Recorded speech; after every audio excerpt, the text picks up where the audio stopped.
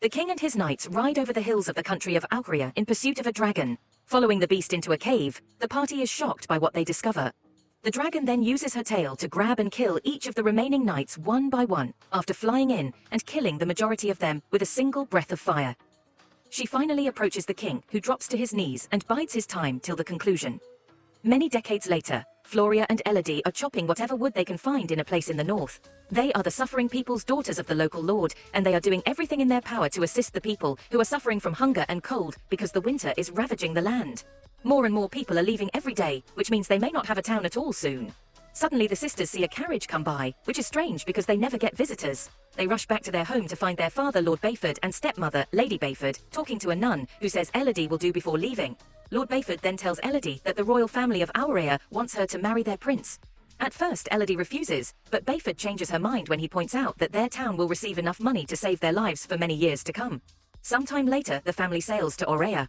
When they get close to their destination, the ship enters a very thick mist, and the group gets scared of some creepy figures in the dark, but they turn out to be two giant dragon statues.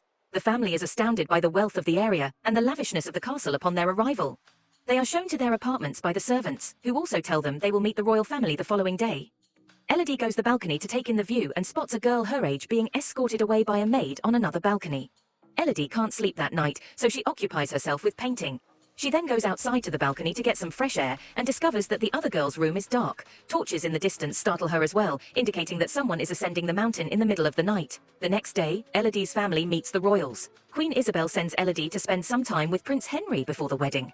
After the initial awkwardness, Elodie and Henry hit it off and have a very pleasant conversation. After Henry compliments Elodie's artistic skills in her letter, Elodie asks about the torches she saw last night. Henry explains it's one of 3 ancient ceremonies that honor their ancestors. That's why the wedding is on the same day. Meanwhile, in the castle, Lord Bayford finishes discussing the deal with Isabel and looks very upset. Lady Bayford tries checking on him, but he snaps and promises nothing is wrong. After a while, Lady Bayford tries to chat with Isabella, who doesn't take it well. Isabella responds that this is just a transaction driven by necessity. She needs a princess, and Bayford's land needs money. When Lady Bayford explains that she believes the families should bond and get along. She also reminds Bayford that she should remember her status because she is a rope maker's daughter. When Lady Bayford corrects Isabel for pronouncing Elodie's name incorrectly, Isabel ignores her correction and walks away.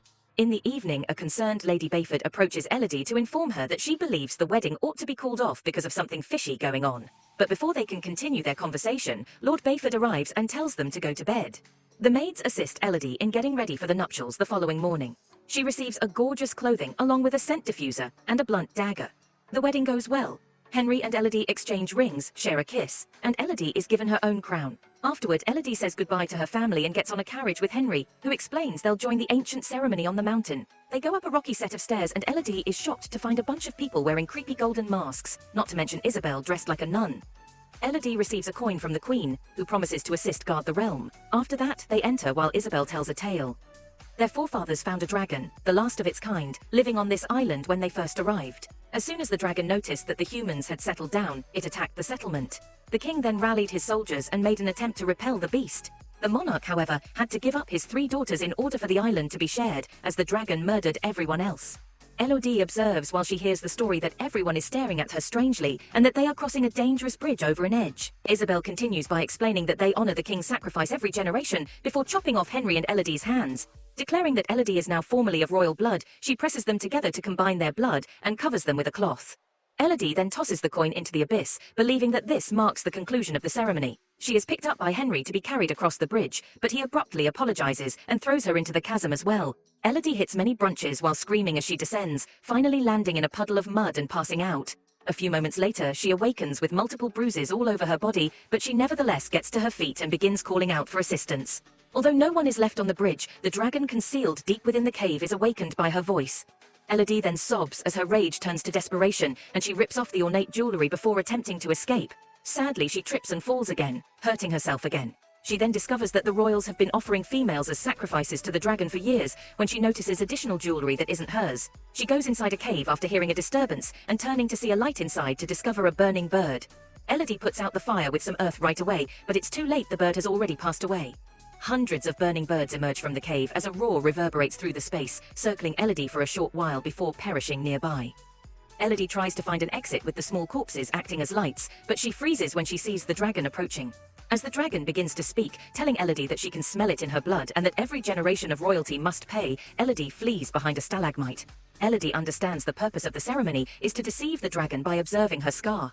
Elodie cries as the dragon orders her to flee, and she does so, making it down a tunnel as the dragon spits fire after her. Elodie finds a safe position barely in time, but the flames soon spread throughout the tunnel. She recognizes the burned corpse as being that of the girl she had seen on the balcony.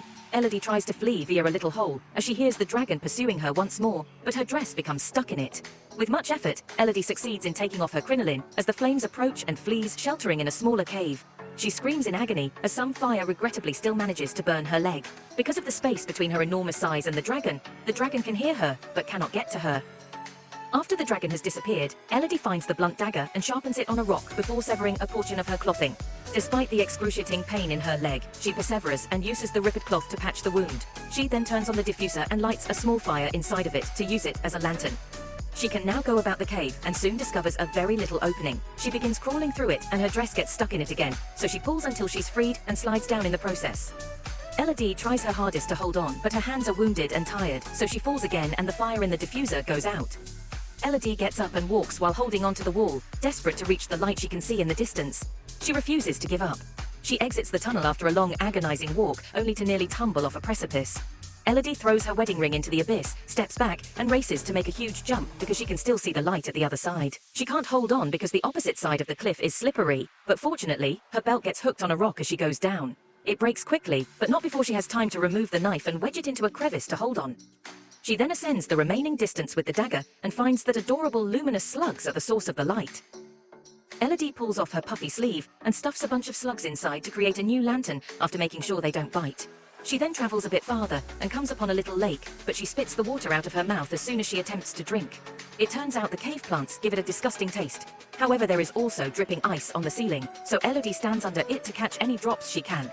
Elodie opens her eyes to see the dragon using her fire to break through the ice as it begins to melt more quickly, and the light passing through it seems somewhat crimson. The dragon smashes through the ice and lands in the tavern to pursue Elodie, but she escapes again, this time without going very far since she goes through another tunnel that is too small for enormous creatures.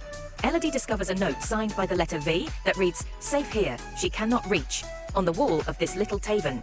As she looks around, Elodie finds the dresses of many girls and on another wall, their names added through the years, including the V that belonged to a girl named Victoria. Elodie takes a moment to grieve for them before removing the bandage off her leg, which isn't looking any better. Elodie then hugs the lantern and tries to fall asleep. She suddenly begins to see the spirits of the earlier sacrifices, who are causing her anguish, dread, and treachery. Victoria turns around as she is writing her name on the wall to inform Elodie that everything is false. Elodie wakes up at that precise moment to discover snails all over her leg wound. She panics and begins taking them off, only to find that their slime has healing qualities and her leg is healthy now. She apologizes for underestimating the size of her other big wound and applies a slug to it. When Elodie feels better, she looks around more carefully and notices a map on the wall, indicating that at least one female was able to escape. According to the map, she will encounter 3 forks in the tunnel.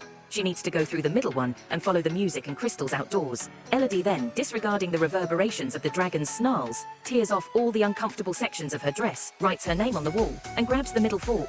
She eventually hears a faint melody and continues to investigate, discovering a wall covered with crystals that are both the source of the sounds and, because they are directly beneath the exit, sparkle in the sunlight. There's a crown nearby with a V on it, indicating that Victoria was the one who escaped. Because the stones are sharp, Elodie rips off more of her dress to cover her hands and feet before beginning to climb up with the crown's assistance.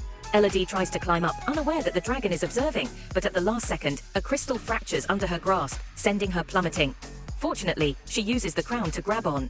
When Elodie hears the dragon approaching, she rushes to the exit and finds herself standing on the precipice of a hole that is incredibly high in the mountainside. Elodie is so devastated that she breaks down in tears. Elodie hears horses neighing abruptly and realizes that several riders are getting closer to the peak. As she tries to scream for assistance, the dragon flies in her direction and closes the opening. Elodie retreats just in time to see another note, signed by V, on the wall that reads, "Not safe." Victoria perished there and never made it out, based on the body found nearby. As the dragon prepares to fire, she is interrupted by the sound of a man calling Elodie's name. It is revealed that Lord Bayford has arrived with 2 knights and a guide to look for Elodie as the dragon soars off to investigate.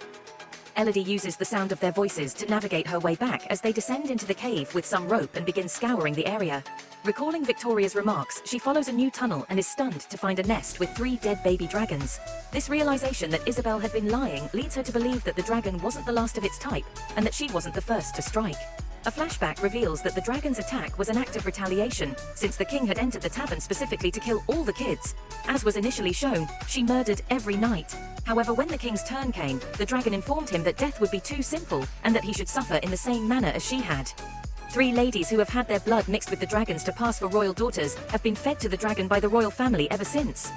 Elodie later locates her father and his troops, but she keeps her identity a secret for the time being out of fear. The knight is taken by the dragon, who then launches him into the air and lets him fall from a high height. The knight dies on impact after bouncing off the rocks and falling to the earth. The dragon captures the second knight and crushes him under her paw while the guide rides away to hide. And then she questions Bayford.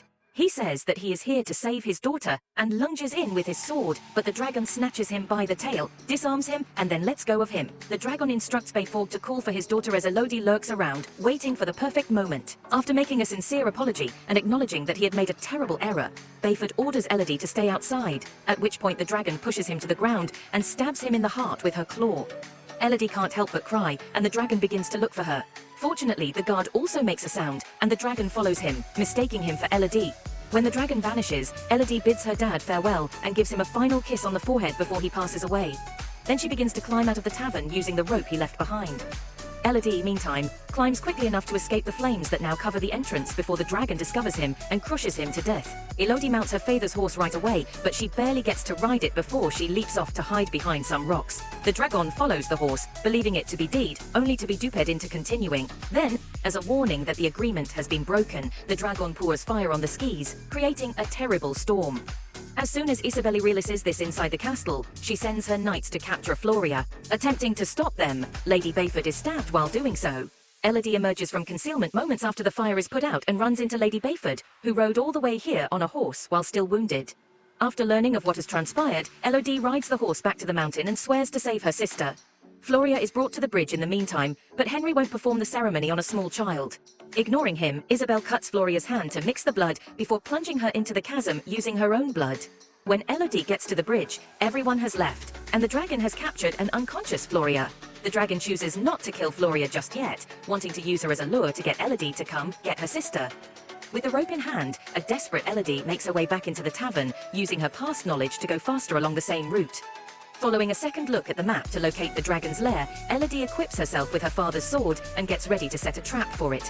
This trap is made up of rope and some armor that is lit on fire. As Elodie leaves, the armor collapses and the rope burns out, sending the dragon flying from her lair to investigate the disturbance. This enables Elodie to enter the lair covertly and awaken Floria, who is limping due to an injury to her leg. The dragon returns to its burrow after realizing the trap, so Floria runs for safety while Elodie draws her sword and waits. The dragon refuses to trust her and tries to breathe fire, even though she tries to explain that they have all been duped by the queen.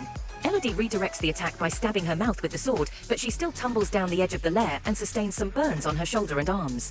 Elodie lands in a lake and swims out in time to avoid being struck by another sword that Floria is about to brandish while the dragon takes away the sword. The dragon suddenly leaps on her, grabs hold of her, and stabs her with her claw.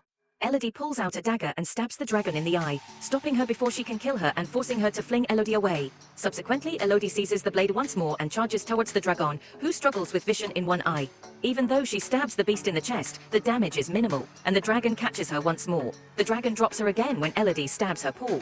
Elodie gets an idea when she sees the dust bouncing off a curving stalagmite as the dragon approaches. The dragon breathes Elodie's fire as she stands in front of the stalagmite, telling it to burn her down.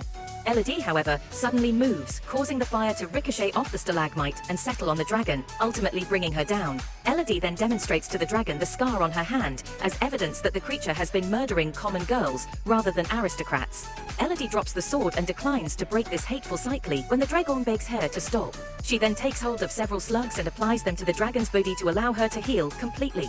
In the meantime, a second wedding is taking place in the castle in an attempt to dupe the third female of this generation. Elodie enters and tells the bride to grab her family and flee as a coin unexpectedly rolls down the altar. Elodie then tells the villagers that they can also flee if they so want, but only the servants heed her and depart. It ends when the dragon appears at that precise moment and breathes fire on everyone in the room, killing Isabel and every member of the royal dynasty. Henry closes his eyes and takes the punishment because he thinks he deserves it, while everyone else freaks out. The castle soon collapses, but Elodie keeps her head held high as she leaves. A few days later, Floria, Elodie, and a recuperating Lady Bayford prepare to sail away in a ship loaded with provisions and gold for their people. They agree to run their land together, and Elodie even starts calling Bayford mother instead of stepmother. During the trip home, the dragon flies nearby and shares a nod of mutual respect with Elodie.